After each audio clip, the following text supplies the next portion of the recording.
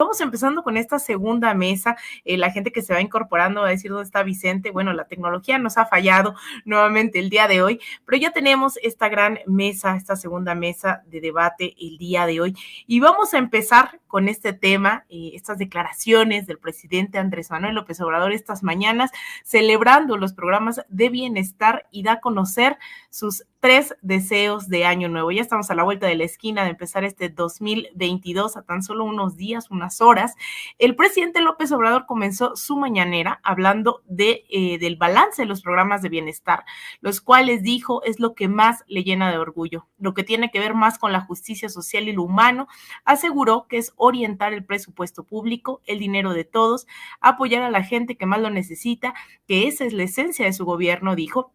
Y comentó que uno de sus deseos de año nuevo es que termine la pandemia, que ya no se siga padeciendo y sufriendo ni en México ni en el mundo, que su segundo deseo es que continúe la fortaleza cultural de México, que es lo que siempre nos ha salvado ante calamidades, que no olvidemos de dónde venimos, pues somos herederos de grandes civilizaciones y eso es lo que nos da fortaleza e identidad, que no reneguemos de nuestro origen. El que no sabe y no se siente orgulloso de dónde viene, nunca sabrá a dónde irá. Y lo tercero, ahí va el tercer deseo, es que haya menos pobres, que no falten los factores básicos de alimentación, que nadie padezca de hambre y que tenga para el estudio, para la salud, para la vivienda, desde luego el trabajo, el ingreso que alcance para lo indispensable y necesario, que todos seamos felices pensando que la felicidad no es acumular bienes materiales, sino estar con uno mismo, con nuestra conciencia y con el próximo. Determinó que este año nos fue mejor que su balance y que el que viene será todavía mejor, que no hay que perder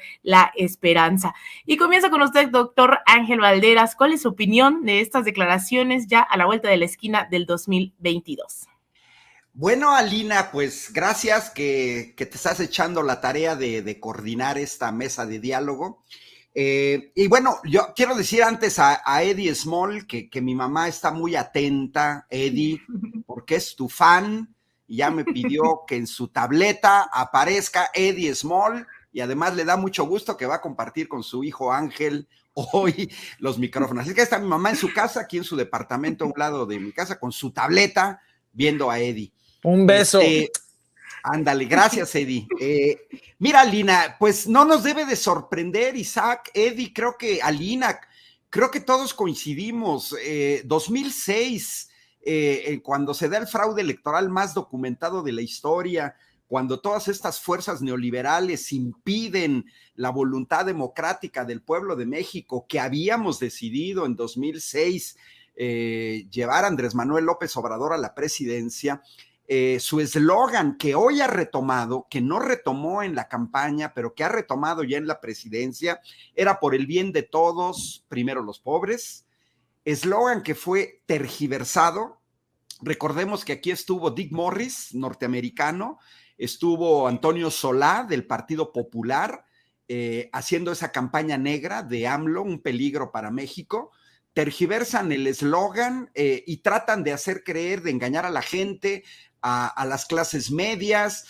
a gente que no tiene ni siquiera, que es dueño de una casa, los espantaron con el hecho de que iban a perder una casa.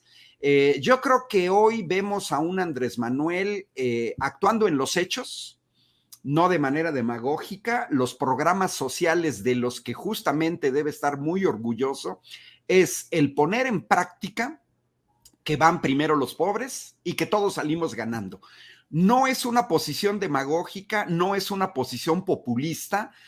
Hay que tomar en cuenta que hoy los programas sociales se están llevando unos 450,000 millones de pesos, pero también hay que recordar que ya desde 2011 los grandes empresarios en este país evadían el pago de impuestos por el orden de 220,000 millones de pesos. Es decir,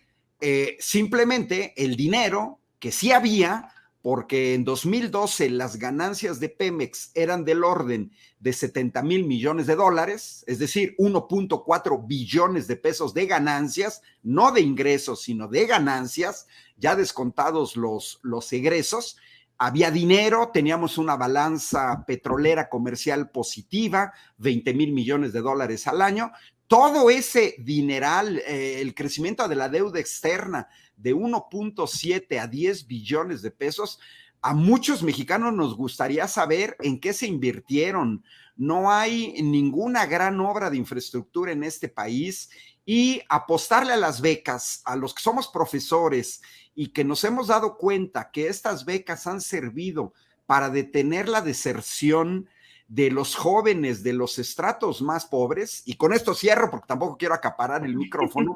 que no se diga que es populismo, Isaac, Eddie, Alina, basta que vean a los países nórdicos, y no hay que irse tan lejos, España, Francia, Italia, Alemania, el mismo Reino Unido, centro del neoliberalismo mundial con Margaret Thatcher,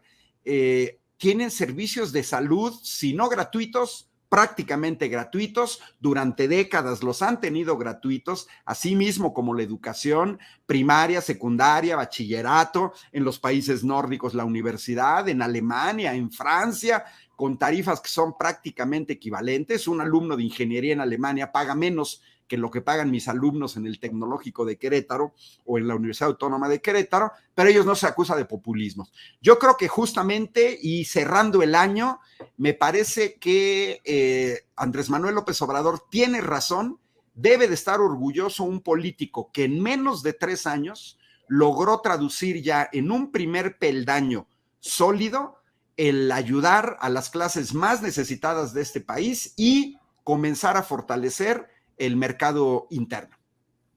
Ahí está el comentario del doctor Ángel Valderas. Yo estoy de acuerdo, hay una nueva forma de la redistribución de los ingresos del Estado y esta redistribución de las riquezas, ¿no?, del gobierno hacia la población, y eso se materializa directamente con estos programas sociales. Pero el panorama, Eddie, ¿a ti te parece que coincides con este análisis, sobre todo pensando en estos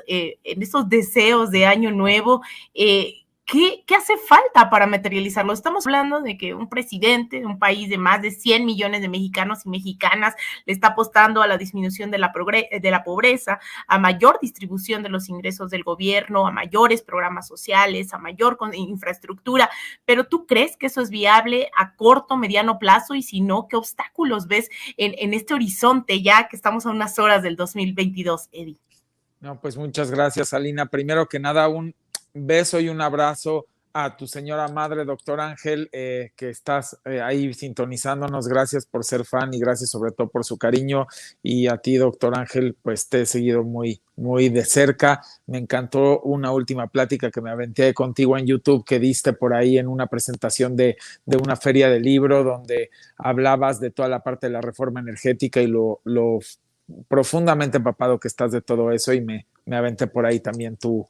ponencia que me gustó bastante, y pues gracias también a tu señora madre y a todo el público en general por su cariño. Y ahora sí, ya entrando al tema, mira, Lina, yo creo que es muy importante analizar esto, pero a profundidad, y todo siempre que cuando empiezan a hablar de todas las cosas que han tenido consecuencias, yo siempre les pregunto, esto es algo básico, inclusive cuando estoy dando conferencias, pues ¿qué fue primero, el huevo o la gallina? Porque hay que irnos al origen de todo esto. Creo que a veces queremos estar tapando soles con dedos sin entender, pues a final de cuentas, de dónde viene todo este tipo de cosas. Yo le pregunto a la oposición, si tan molesta está con los programas de bienestar y de ayuda social y económica a las personas, yo les preguntaría, ¿quiénes fueron los que organizaron y originaron todo esto? No se preguntan que si hubiésemos vivido en un país donde se hubiese cobrado como se debía de cobrar, si se hubiese hecho la recaudación como se debía de hacer,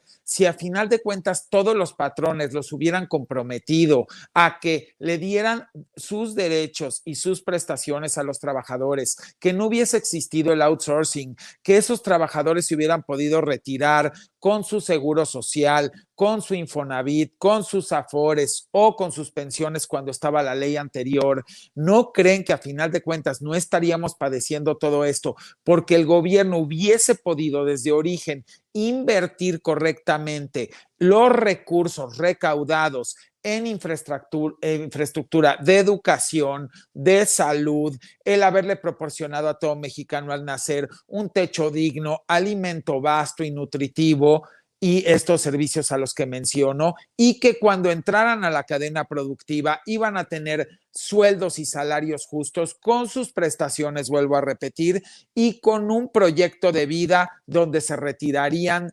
dignamente a disfrutar de una pensión, de una Afore, con una casa ya de Infonavit y con sus prestaciones debidas. Pero como no lo hicieron y se dedicaron durante décadas, porque este es el resumen, para la próxima vez que alguien les escriba de la oposición, se lo pueden contestar con este diálogo que estamos teniendo. ¿Tú de qué te quejas? Pues si tú a final de cuentas perteneces a ese grupo que estuvo de acuerdo en que en este país no se recaudara como se tenía que recaudar durante décadas, se saqueara lo recaudado, se endeudara el país, no se le diera por ende las prestaciones a las personas desde que nacían, no hubiera dinero para infraestructura y para desarrollo, generación de empleo, esas personas se tuvieran que retirar y de alguna manera llegar a su edad adulta sin una pensión, derivado de todo esto, permitieran ustedes el outsourcing, permitieran que no se pagaran las cuotas obreros patronales porque los patrones decidían no darles el seguro y sus prestaciones a los colaboradores, y generando una bola de nieve en la cual nada más derivó en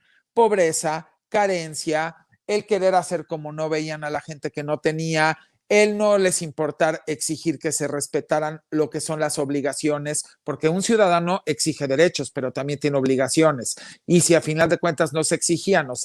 a contentillo, pues a final de cuentas eso no funciona. Y si encima se saqueaba y se endeudaba, pues aquí está el resultado de que cuando por fin llega un gobierno que quiere hacer las cosas bien, como la 4T desde el 2018, pues tiene que decir, esta es la realidad heredada. Y la realidad heredada es que heredó un país que no tuvo prestaciones en décadas la mayoría de su población, que generaron una población que a final de cuentas llegó a la edad adulta sin ningún tipo de Infonavit, ni de pensión, ni de seguro social, ni de servicio de salud, que muchas de esas personas durante décadas no recibieron servicios educativos, que no tuvieron equidad de oportunidad para desarrollarse, y hoy en día les tengo que ayudar para ver cómo salen adelante. Para mí, yo lo resumiría así, y por eso es que sí aplaudo los programas sociales, porque en un país, si Andrés Manuel López Obrador hubiera llegado el 2018 a un país con una realidad que hubiera tenido durante décadas, prestaciones, pensiones, oportunidades de que naces, techo digno,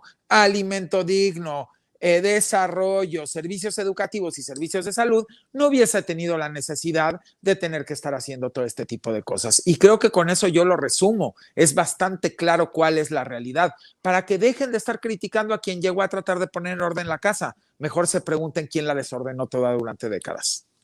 Totalmente de acuerdo, Eddie, pero preguntarles también, antes